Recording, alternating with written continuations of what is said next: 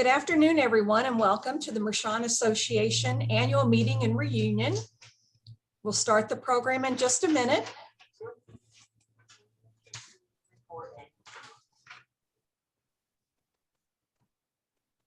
We have about 60 people who are prompt and signed on right on at 4 o'clock. And then I may need you to turn your sound off. Off or just hang up.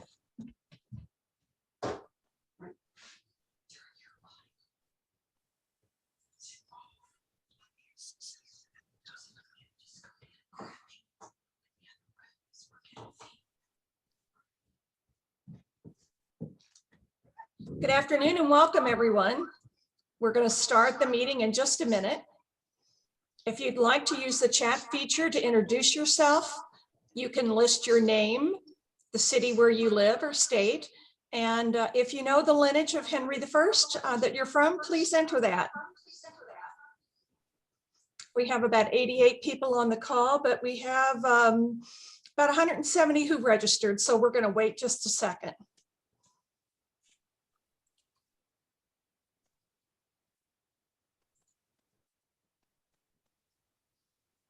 Turned it way down. Let's just okay.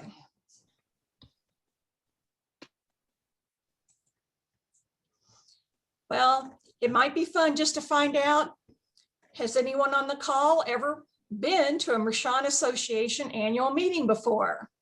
So I'm launching a poll. If you've ever attended, answer yes or no if it's your first. What do you want? Let's get to know a little bit about the people who have joined us today. We have about 94 people on the call at this time. I'll give them a moment to answer the poll.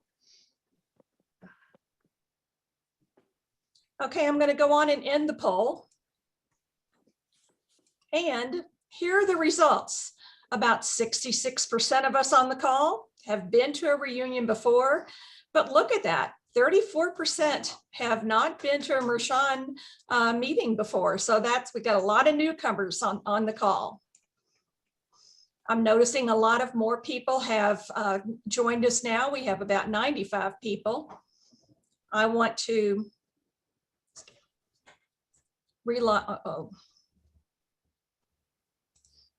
I want to go to another polling question. I'm trying to find it.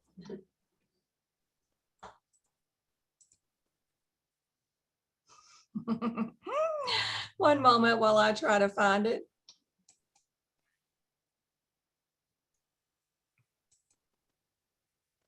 Okay, so your guide today cannot find the next polling question, but I'll find it in just a minute. I think it's time for us to go on and start our 2021 annual meeting and reunion. I'm sorry, COVID is keeping us apart, but at least Zoom is allowing a lot of us to gather.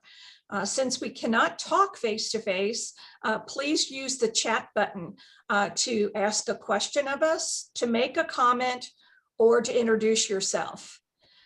I would like to introduce you to our leader, and that is Clare Mershon.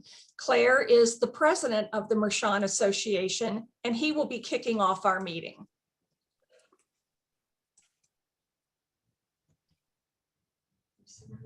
Clare, you'll have to unmute yourself. Oh, thank you. There you go. Can you hear me now? Sure can. Thank you. I want to welcome everyone to the Mershon Association annual meeting. We have a full agenda, so I will not go beyond that, but we're certainly glad that you could join us today. So let's begin.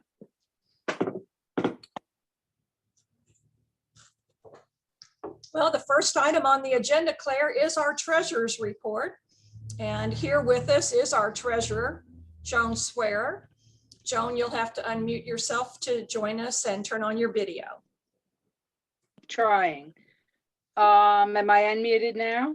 Yes, ma'am. Oh, okay. Hi. My name is Joan Swearer, and I'm the treasurer of the association. I receive all donations since there is no dues to be a part of our family to receive the new newsletter and such. Right now, we have one CD that is worth $10,381.99. Our working checking account has $3,376.66 in it. And that has some money that has the money, the prize money for our podcast that will be spoken of later. And there's some newsletter expenses out of that. So right now, but this is our operating expenses for running the Mershon Association. And I just want to say, I think we have the best president in the world. This is Clare Mershon has been absolutely terrific in the last, 10 years that I've been treasurer. I have that opinion. Thank you, Joan. Well, that's really lovely, Joan. You know, a lot of people here who are on the call for the first time probably want to know, what records do you have on my family, or how do I update the records of my family? Well, we have a volunteer who does that for the Mershon Association. I'd like to introduce you to Pam Caffrey, who is our volunteer genealogist. Pam? Hello, everyone. Happy to be here. Just wanted to, I guess, say hello and let you know that I'll start with how many people we have in our database, which is up on Ancestry. So you can find it there, and it is made public. So while you can't make changes online on Ancestry, you should be able to search it on ancestry.com. And today we have about 36,000 people in the database. And the way that you can make sure, again, you can look on Ancestry to see if you're on there. If you can't find yourself, reach out to me via email. My contact information is up here on the screen right now. So you can reach out to me via email, you can text, you can call, but honestly, you're probably sending information. So it's probably easier to email or text me. And then the information that I would need is basically, who are you descended from? So I can find you in the tree if you're not in there, and any information that you can provide. So, your birth date, again, who you're descended from, your mother and father, and kind of where in the line you fit. And you may not know, I can help you figure that out, but I usually need some basic information like that. And then we can exchange emails back and forth with other information. Pam, the other thing you do for the association is you run our Facebook page. I do. I have to say that I'm not as active. Thank you for reminding me. I'm not as active on the Facebook page as I should be, but I do try to keep up with it. But you can also message me through the Facebook page as well and find me on that. And on that, just to keep it so that it isn't anybody getting spammed with, people trying to sell things or anything. I do ask like some basic information. So how are you related to the Mershons? And, there's, I think, like 2 or 3 questions. So in order to be added to that Facebook group, I do ask that you answer a handful of questions. Oh, great. Thanks for that update, Pam. I know you may not be as active on the Facebook page, but I see Mershons post on there all the time. So it's a wonderful resource for our association. Talking about resources, another great resource is our website. And last year, we had Bill O'Neill talk to us about the launching of our new site. So Bill, fill us in. Where are we now on our website? Well, I'd like to say good afternoon, everyone, and apologize. I have a head cold right now, so I'm a little out of it here. If you want to put the screen up, is that what you'd like to do, Melissa? Is put the website up, or so I can just... Let me find it for you, Bill. Okay. Or if you let me share, that'll work too, but whatever you want to do. Let me see if I... No, it's disabled. Oh, that's not it. That's our Facebook page. Hold on. Well, anyway, while Melissa's getting ready there, last summer we decided to rebuild the website, and it was ready by early fall, at least the way it stands now. And there's some members only pages on there. There's 3 of those we'll be looking at. There's the stuff that's in the store is there. There's some photos from past meetings in person. And then basically some old news bulletins from the earliest, maybe the last 10 years, I think. I'll have to look in a minute and see, maybe the last 5 years. Any upcoming events. There's nothing interactive, although we were just discussing that possibility. It is possible to do that. If we'd like to have a discussion page in there or something, or a blog, they both work. You'd have to log in. Are we all right, Melissa, or no? You should be able to share now. Oh, I'm going to share. Okay.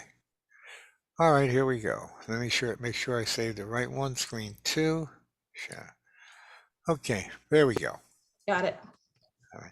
So this is our website. I'm sure most of you have already been here, but for those who haven't, the homepage just has some background about the association, and there's Henri's grave over in Lawrence in the upper cemetery. Information about where to make donations to. Events is the next tab on it, and it just gives you an idea what the upcoming events are and some recent past events. For example, on that page, you'll find last year's meeting, and pretty soon you'll find this year's meeting as well. But here's last year's there. You're capable. You can watch that there. The news bulletins are listed from most recent to oldest back to 2013. They're in PDF format, so if you click one on, well, it'll open up like that. Can you see that, what I just did? Yes. Okay, I wasn't sure. All right, so I'll go back that way and see.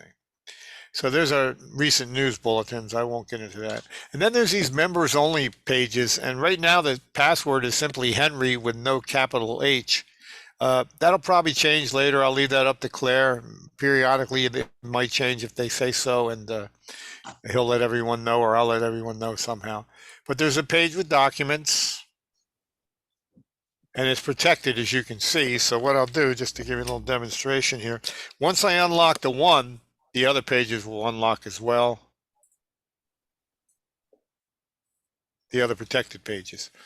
And then there's the wills are in here. There's a muster roll that has some Mershons in it. There's only a couple muster rolls from the Huntington militia around. There's a letter to Henri on the occasion of the death of his uncle, Amos Reeder, who is my wife's person. That's why the reason I have that letter. That's my wife's ancestor. And then there's some Hopewell Church records, one page of them about the Mershons. Not a lot going on there, but what we have so far is there, and we certainly can add things. And then there's some historic information about the militia itself and the Mershons who were in that militia, article on that, what Trenton was like in 1775, bunch of things here that you can look at. And the final one is some of the places. The only one that's not complete at the moment is I'm not sure what to do with Fitz-Randolph Gate at Princeton. That was a newbie to me. I'm sure I'll find out soon what we're going to do with that. But and there's the governor's mansion where Andrew Horatio Reeder was at. There's Maidenhead Church, Presbyterian Church in town here. There's the Marrow Inn, which belonged to Henri Mershon. What, the fourth was it? The fourth? Okay. There's an article about that. And then there's the Stokes house, the Mershon Stokes house from a visit we had there. And the Princessville Inn, which is now gone. It was burned down. So that's the way that looks at the moment. And if I go back up, the rest of this is pretty straightforward. Just what's in the store and how to get it. You can't order it online. You have to contact someone. Then there's just some pictures from the annual meeting, and sometimes it's just a group. Okay. Someone's got a speaker on somewhere. And then a contact page, which is pretty standard. It's just our email addresses, snail mail address, and you can send the message through this as well. I get, I don't know, maybe 4 or 5 a month, sometimes as many as a dozen when it's busy through this thing. And then this, well, there's Pam. Information about the genealogy. That pretty much sums it up. This is just a spam count when people try to hack in and do silly things, leave messages. But right now the messaging is turned off. We can create something like that in the future if we wish. There's a search bar over here if you want to search. That's it in a nutshell, I think. I think that's nice. I think it's a nice informative site. And Well, we thank did you. that in a year. We did that in a year. You did that in a year. I think I did it in a month, but I'm not bragging. Maybe 2 months. Well, well done. Thank you. Well, Bill, thank you for walking us through the website. Sometimes, we're afraid to click on and find out what's there, but you've showed us all of the features that are available. And if you would stop sharing, I'm going to share again because I heard you say something, and that is our newsletter. And here to talk about our newsletter is our president, Claire. Would you give us a little update on our newsletter and how do we receive it? Yes. Thank you, Melissa. We publish a Mershon News Bulletin at least once a year. The last couple of years, it's been once a year.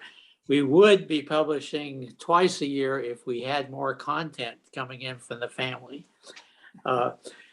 So this is a plug, I guess, for you to send us your family history stories to share with the rest of the family. I know there's a lot of good stories out there and we'd like to publicize them. Anyway, the other thing is we're trying to get as many people as possible on our email list to receive the Mershon News Bulletin by email. This saves us about $1. The last newsletter cost us about $1.55 per mailed copy, about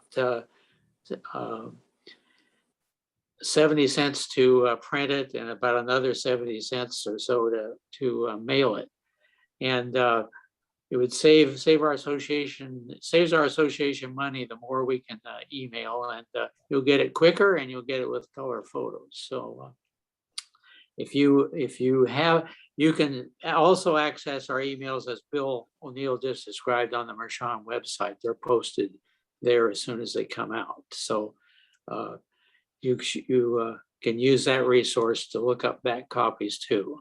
You don't need a paper copy to look up back copies. And of course you can print out anything you want to have on paper as well. So I encourage people to send in your family stories to share with the rest of the family. Thank you. Thanks, Claire. When Bill was talking about the website, he also talked about our store. And here to talk about the Mershon Family Store is Dave Bune. Dave? Good afternoon, Thanks. Here you go. everyone. Yeah, I hope you all are having a good day today. The store is pretty much, as Bill laid out, a pretty simple way to access. You just go to the website, go over to store, and then you'll find several things there. There's several pamphlets that contain information that were written by Grace Lucille Mershon, and this was quite a while ago. And she's written 7 of these pamphlets, and they're all available in hard copy. They can also be purchased as a set for $45. The family coat of arms, if you look a little bit below that, that's available in a glossy photo, and that's available for $10. The polo shirts, you can contact me directly, and my contact information is there. And hopefully you know your size, but if you don't, you can send it back and we'll get you the right size. And there's I think there's a description of them available. Yeah.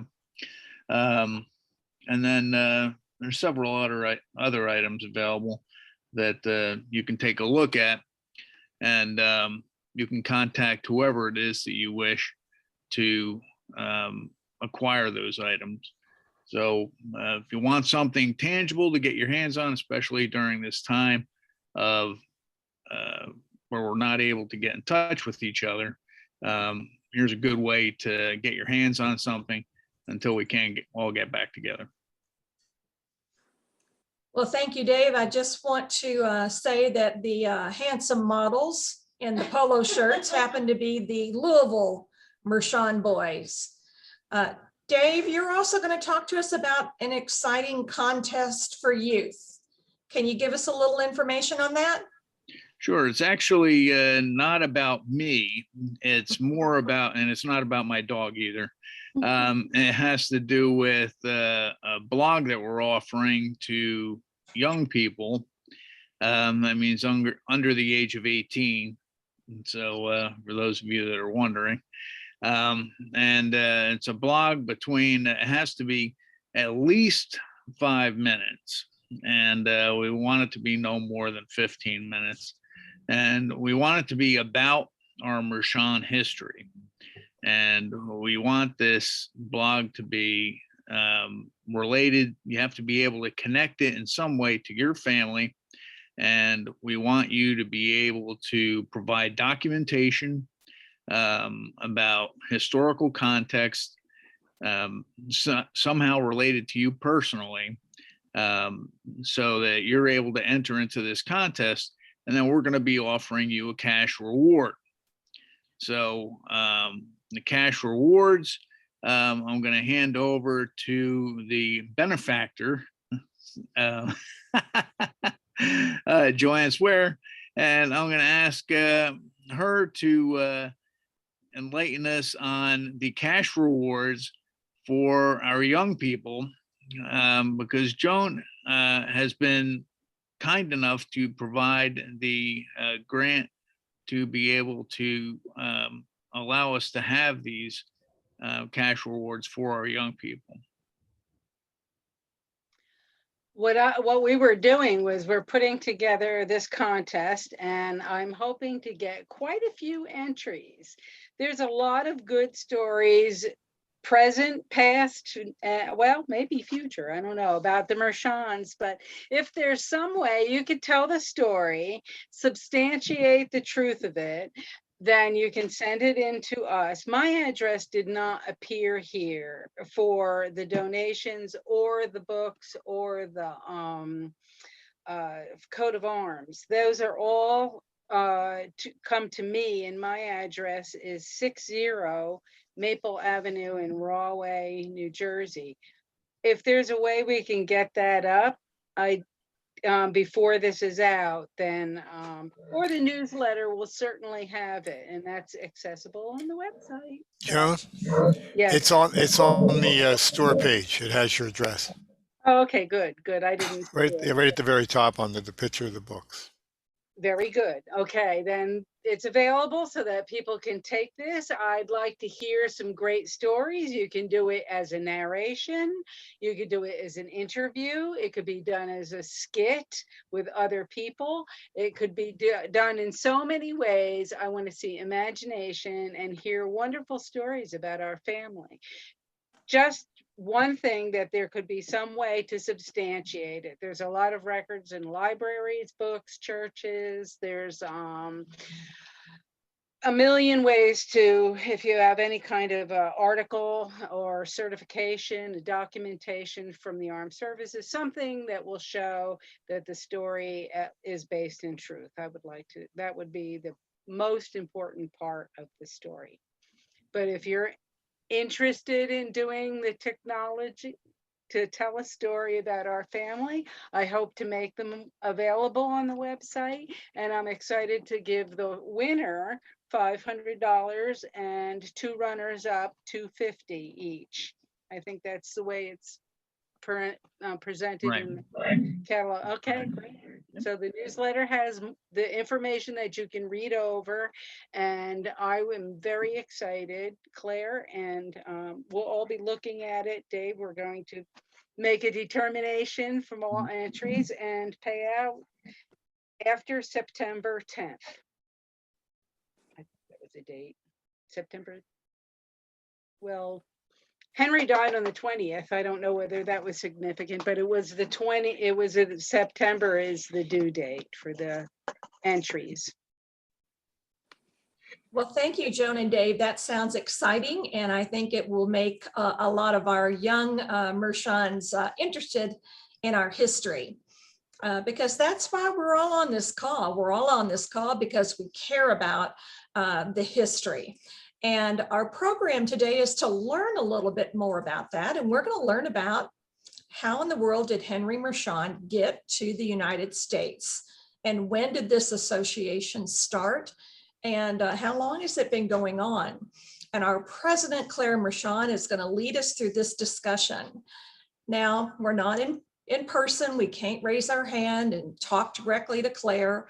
But if you do have a question, please put it in the Q&A box or in the chat box, Pam McCaffrey, and I'm going to ask Dave if he'll also monitor that box so that we can make sure that your questions get asked and answered. So Clare, tell us a little bit about Henri Mershon. Thank you, Melissa. Before I move into that, I'd just like to add one more thing about the podcast contest. The deadline for submittals is September 30th, 2021. And there are some rules for the podcast contest and that's published on page 2 of our May 2021 news bulletin, which is available on the website. Thank you.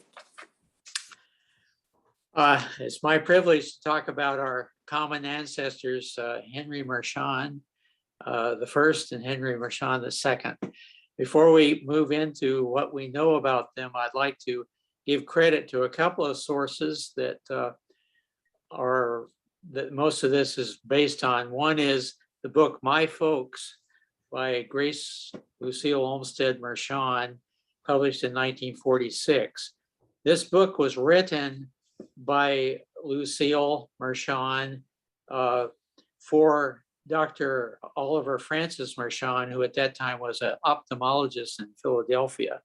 But she wrote it as though he were describing the story. But the part that concerns Henri Mershon, the first and second, is available through the Mershon Association. And it's very detailed, and I can't possibly cover everything that's in that book, but it's well worth reviewing as for general information about our family history.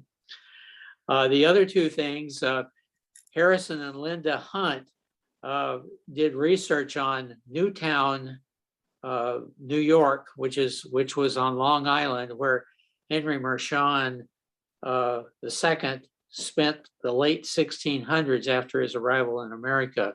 And they did a presentation at our 2010 Mershon Association meeting and followed up with an article in our April 2011 Mershon News Bulletin.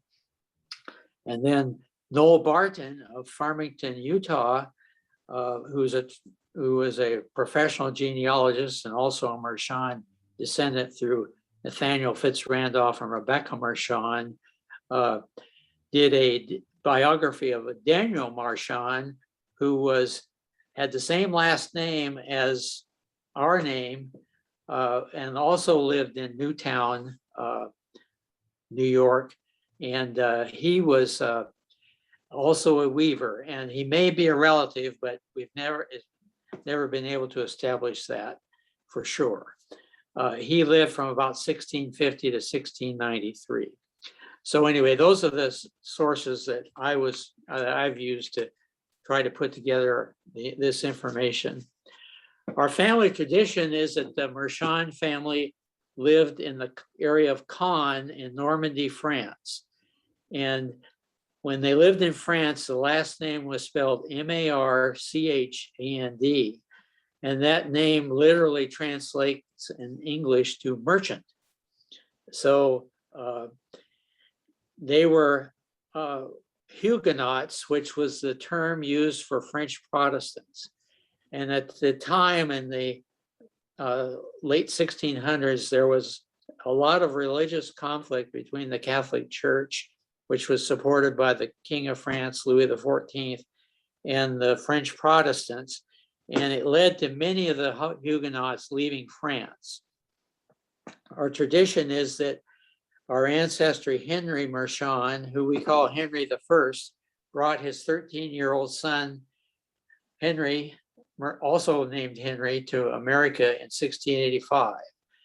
We call the son Henry II, and he is our common ancestor in this country.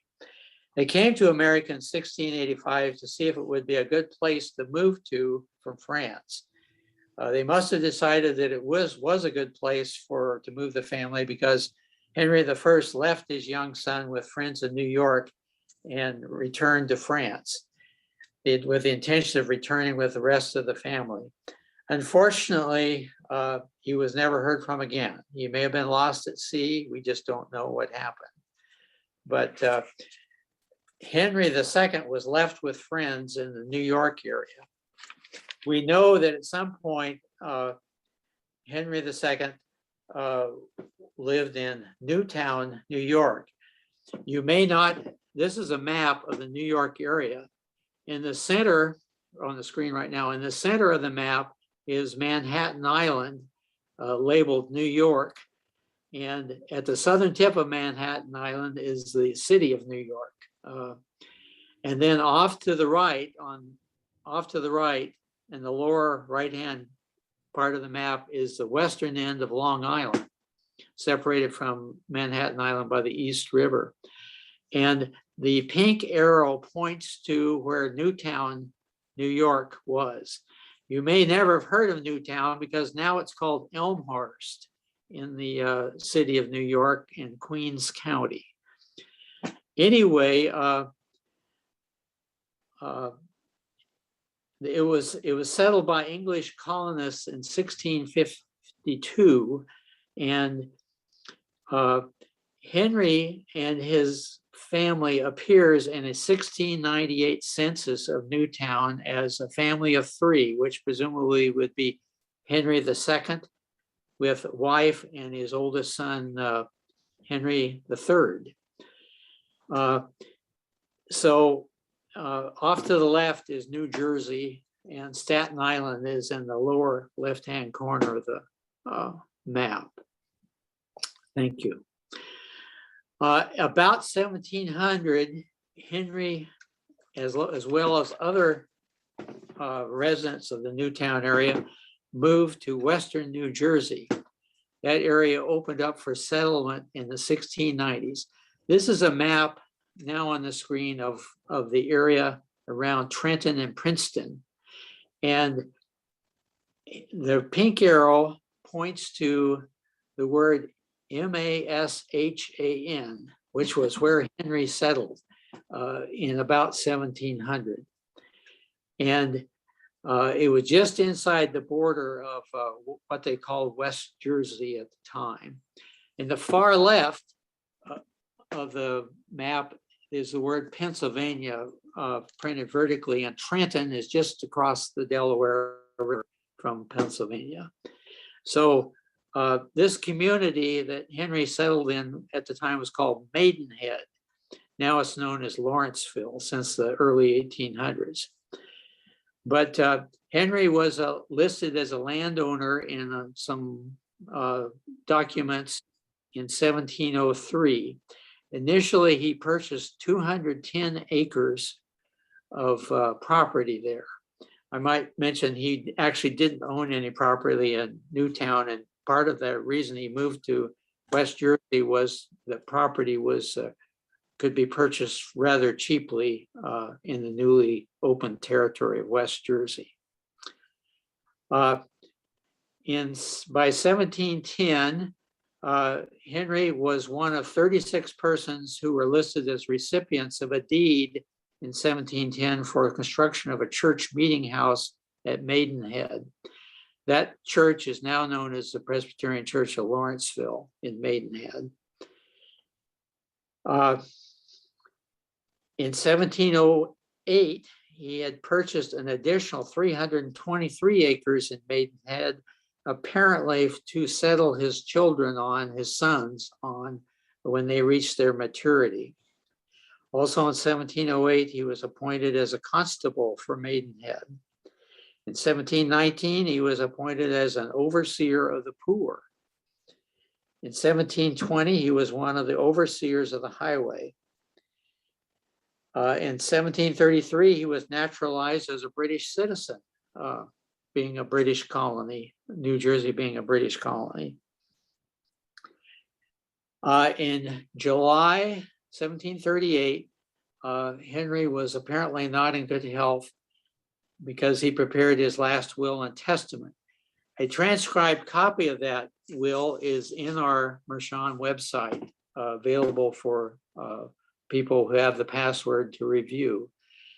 And he was about 66 years old at that time, and then he passed away on September 20th, 1738.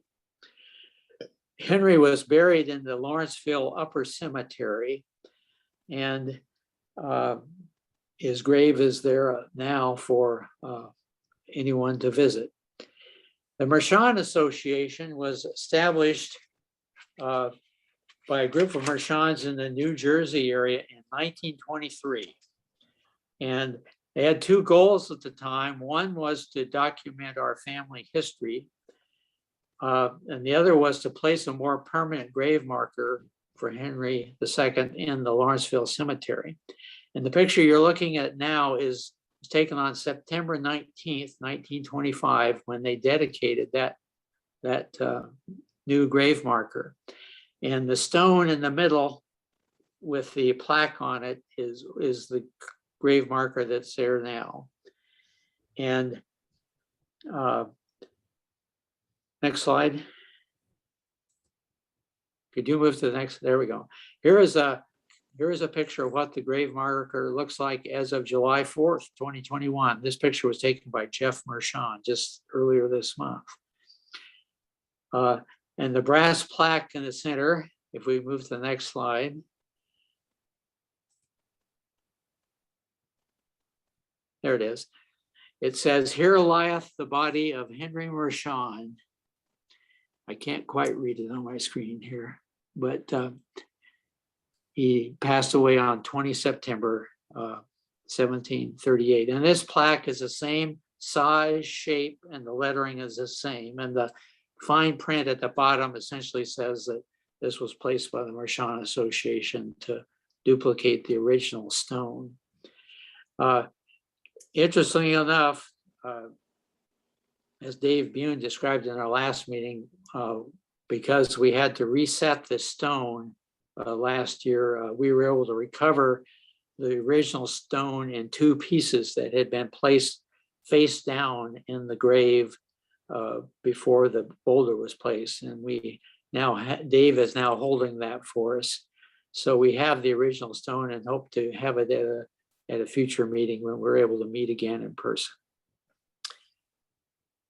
So that's a brief summary of what we know about Henry the First and Henry II. We are fortunate to have our predecessors in the Mershon Association do such a wonderful job of preserving our family history and writing it down. And the books available through the Mershon Association cover the Mershon family through the 6th generation. And so that resource, that's a wonderful resource for us to have. Thank you. Well, Claire, thank you for that presentation.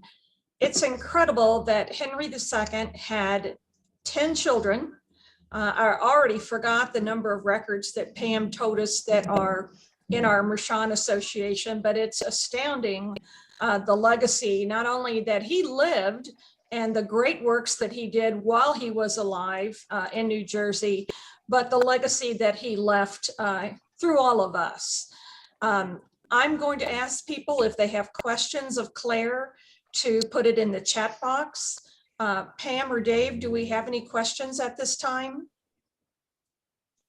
So there are a few, and I'm working on one of them right now. So somebody asked me how to find the Ancestry, how to find us on Ancestry. And I know that there may be more than one Mershon, because there was somebody before me. So let me I will get the name and type it into the box, and I'll put it in the regular chat as well. Okay, so Pam, while you're looking for that, I'm going to go on and launch another poll since let's just find out of the people who are on the call, tell us where you live. There are a lot of options here, starting with the north and moving all the way to the west, and those outside of the US, Alaska, Hawaii. So if you would, let us know where you're from. And while you're answering the poll, if you have a question of Claire or anything about the Mershon Association, put it in the chat box. We would love to get that information for you. I had done some research about Newtown Creek, New York, and the time that Henry would have come there. The French and British had a severe battle there, and the French lost. But the British wouldn't move in because the Indians came and burned everything down. So it was considered a bad town. They were just going to let it disappear. And then the Dutch started picking up Huguenots in France that wanted to leave France or could possibly leave France. And they were bringing them to Newtown to repopulate because the Dutch wanted to keep their presence there. And they were using French people to do it, populate that area. And one of the reasons why I think in 1690, New Jersey wanted to open, but they needed professional people with careers that would move into Lawrenceville or Maidenhead at the time. And I think he probably had an invitation and maybe even a stipend to move, because he also, I understand, moved with 2 looms. So he was considered an essential business, and they wanted essential businesses near Philadelphia, stretching into New Jersey to make it a stable community. So I found out those things about those 2 places at exactly the time that our ancestor would have come. So I believe that it substantiates the story some. Well, Joan, thank you for that information. I remember you saying something to me, and that was, if Henry moved to New Jersey with 2 looms, he would have been considered a person of some wealth to have owned 2 looms. So that's kind of interesting factoid that you shared with me. I just shared the results of the poll, and it looks like we're coming from all over the United States. So I think that is interesting. I also want to know if you do know of the 10 children, what line do you come from? And since my sister is behind me, I'm going to remind her that our family comes from the Andrew line. Last year, we had someone from every single line on our call. So let's see if that happens today. I don't see Andrew on here. And Annette is telling me she doesn't see Andrew on here. And that would be the host, sister, not doing a good job. So if you're from the Andrew line, we apologize. That would be my fault. Okay, so here are the results that we have, excluding our beloved Andrew, and that's my typing. So I apologize for that. Now, we don't have a Rebecca, Elizabeth, or Sarah on. And see that untitled option down there, Nanette? That's where I would have put Andrew if had I typed it correctly. Pam, do we happen to have any other questions coming through? Somebody is asking if there were Mershons who fought in the Civil War, and if so, what side? And yes, there were, and I believe on both sides. So we're both sides. Right, but there definitely were Mershons that fought in the Civil War. And then somebody is saying they use genieanet.com, and they found people who've traced Henri Mershon his family in France. But he is not sure. He said that's based on other people's trees. He doesn't know if those records are accurate. And honestly, I don't know, Andrew. I don't know if they are accurate. And it would be difficult to verify simply because so many of the records in France were actually destroyed. And then Joshua Goheen is saying, how did the last name spelling change over time? I thought I saw Mershon, Marshon, written on the New Jersey map. And then he has said he has also seen and heard Marchand, Marchond. And yes, it definitely did change. If you look on both either the website or in Ancestry, I believe the first Henri Mershon's spelling was actually more Marchand, and it meant merchant. So it is spelled differently, and you know, as with a lot of people who immigrated to the US at various points in time, the spelling of the names has changed. Thanks, And Pam. that's okay. We have one other question. Susan Brockert is asking if anyone has researched the Les Mershon family in Beny-sur-Mer, and I said that very badly, near Cannes. And are they related to the Mershon or Mershon family? So again, I don't know. I haven't done any research on that. It seems like a similar name, so there's a very good chance that it could be. And Harrison Hunt said he did a program about Mershons in the Civil War at the annual meeting several years ago, and there is an article in one of the newsletters. So if you go through, I'm not sure if that newsletter is one of the ones we posted, but look through and see, and hopefully it is. So there'll be more information there. Couple more questions. So Ralph Kraft says he was told as he was growing up that Henri did make it back to France, but while there was an uprising that killed the people in the village, leaving Henri in this country as the only surviving family member. And then he does ask if we know if that is all or partially true. And again, we don't know because the records were destroyed. So there's some legend that I've heard some people have said that they thought they died in the crossing and other, coming over, but frankly, I think that is probably more substantiated, that it was an uprising and something to do with what was going on with the persecution of the Huguenots during that time.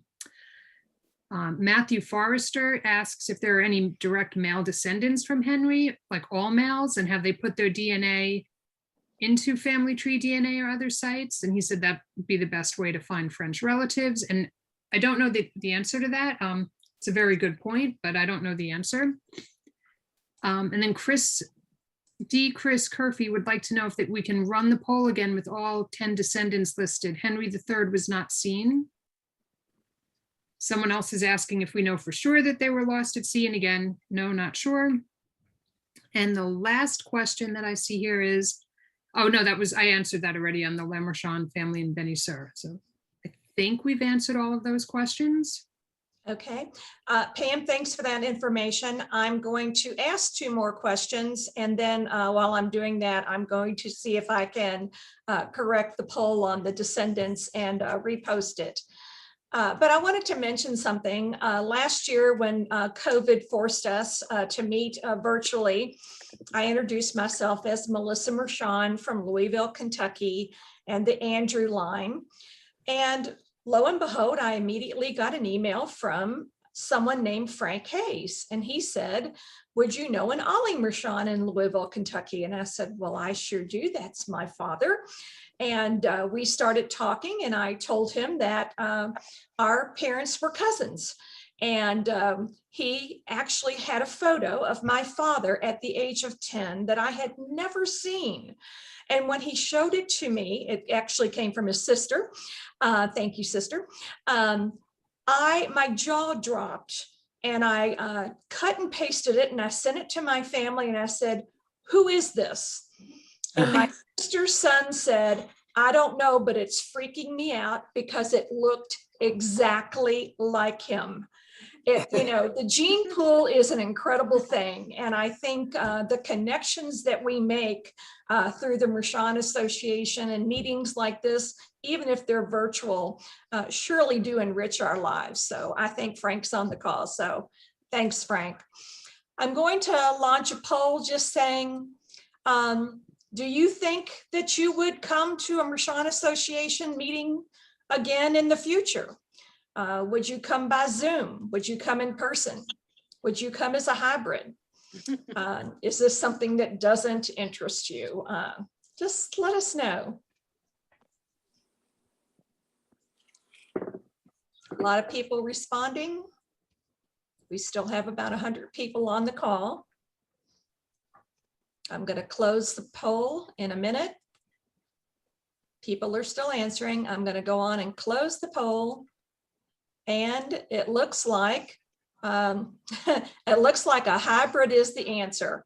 And if this variant continues to keep changing, it looks like it's probably something that we may have to do, even if the few of us who think that they can stay safe in person come together.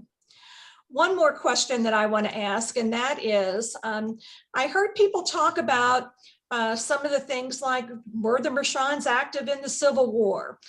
Well, if you'd like to learn about something at a future meeting, let us know. Do you want to know about Mershons in the Civil War?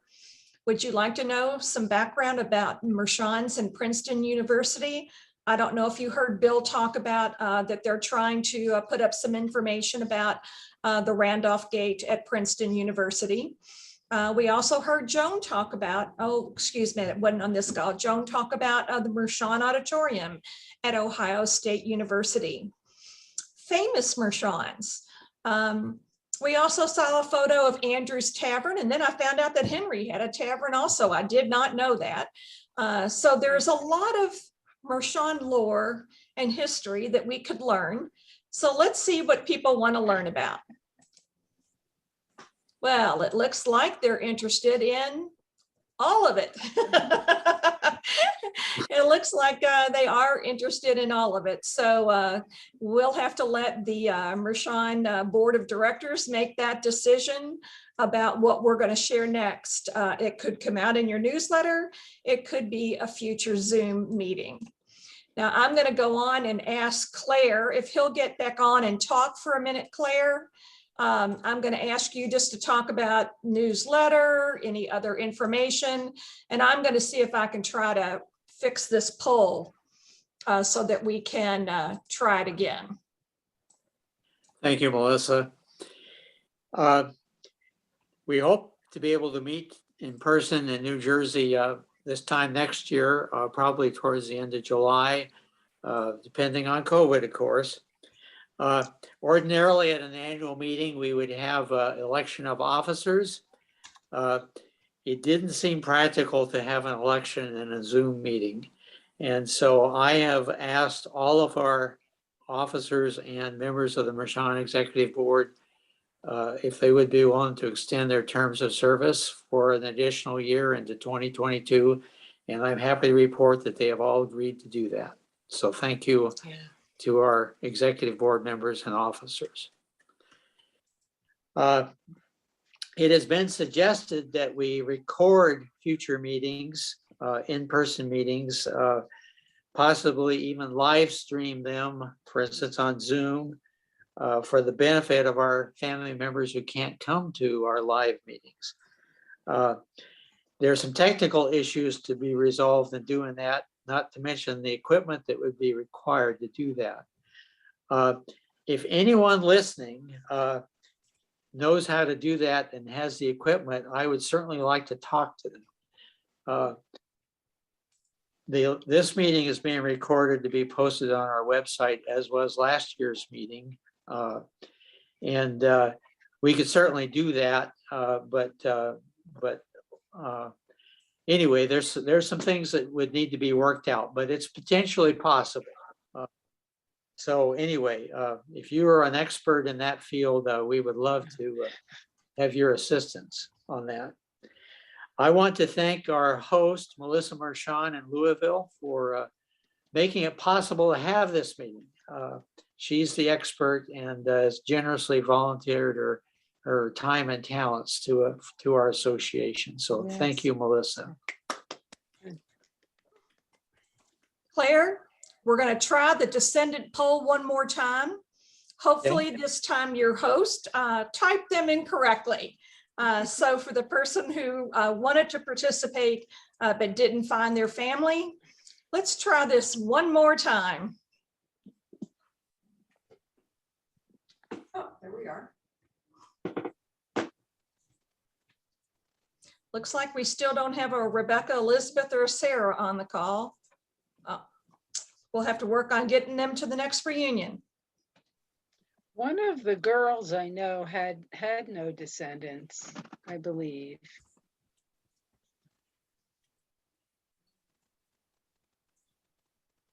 We got a few for Mary and Ann. I'm going to give it a few more seconds. Okay, I'll end the polling. And so it looks like we sure do have a lot of Andrews on the call. 59%, that's huge. But that will just give you an idea about our association and about some of the people who are on the call. So if you have Pam or Dave, do we have any additional questions in the chat box before we end our meeting? I think we've answered those that we could. So I know there were a few that it looked like Dave was going to answer. And then others, we can do some follow-up research if you want to email me with those questions and we can dig a little bit deeper. Yeah, I was Okay. having trouble typing, and the only question that I was trying to answer was somebody had asked if the crest had been approved